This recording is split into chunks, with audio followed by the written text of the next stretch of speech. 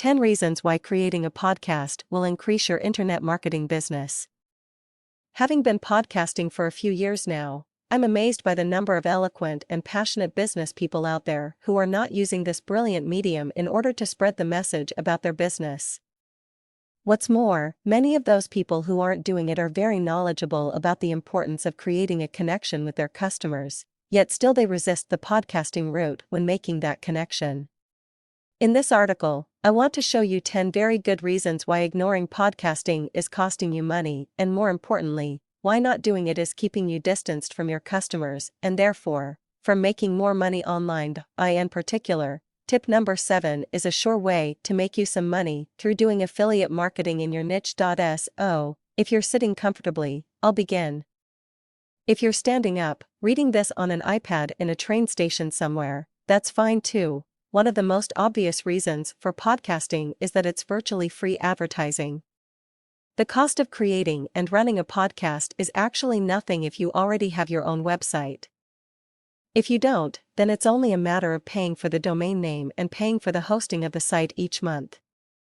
Better still, the free advertising you're getting is being delivered to the audience in the best way possible. You're demonstrating your value through the podcast, not just telling them how great you are. The proof is in the podcast. Podcasting as part of your internet marketing strategy allows you to make a connection with your audience that the written words simply can't do.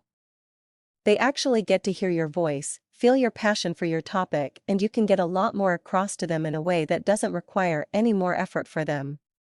If you want your audience, or potential buyers, to relate to you, podcasting is one of the best ways to do it. In this age of iPhones and MP3 players, we can carry music, podcasts, and audiobooks around with us wherever we are. The same can't really be said for your website or blog. You can't read a blog while you're jogging, but you can listen to a podcast from that blog's owner. This portability factor means you can reach people even when they're not online and strengthen your brand that way. Creating a podcast is easy, particularly if you have a WordPress website.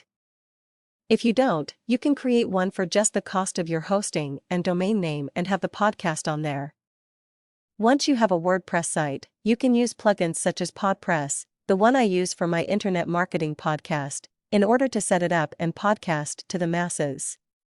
Then you simply need a laptop, a microphone, and some voice recording software.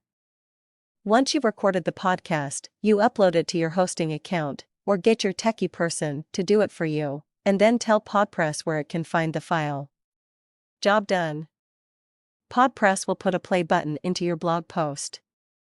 The reader simply clicks play and your dulcet tones will reach their ears. By downloading your podcast from iTunes or a similar directory, another function that PodPress can handle, the listener is making a commitment to find out more.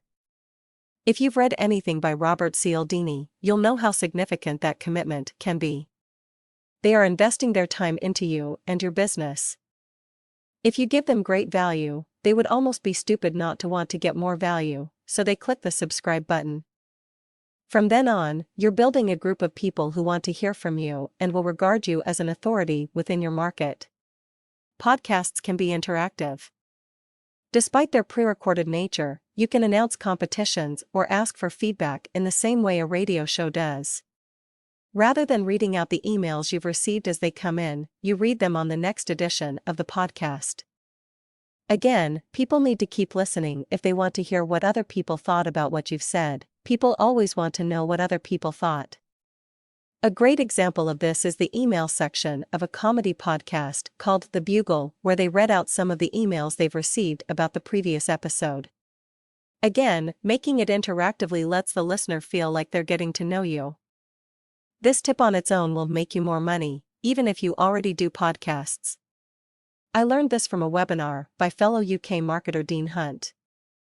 Let's assume for a moment you're interviewing someone on your podcast and they have a product which you're promoting as an affiliate. The usual problem is that they will say the name and address of their site on the podcast and people who are listening will just key that site in and go straight there. You got them there, but you won't get anything if they buy. Instead, Dean suggests buying a cheap domain name.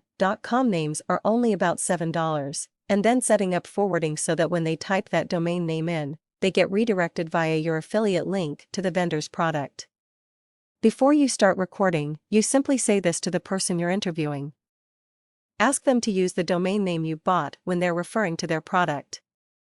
This way, even people who are listening and typing it in will be directed through your affiliate link.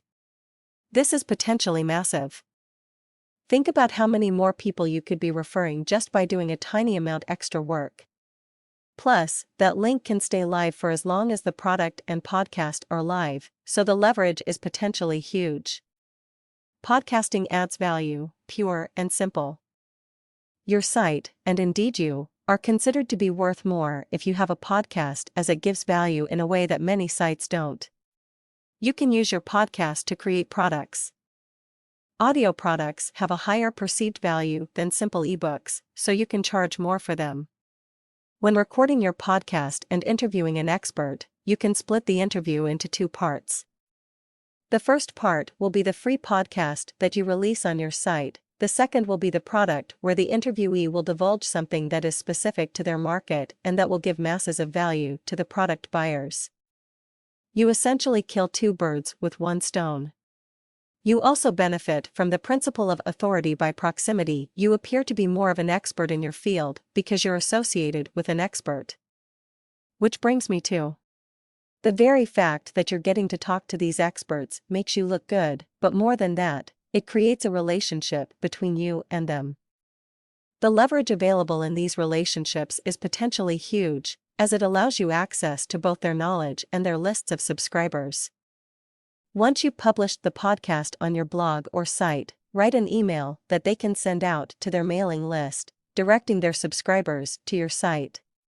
You'll benefit from big exposure and from an influx of traffic, which if converted, could mean a boost to your subscriber lists.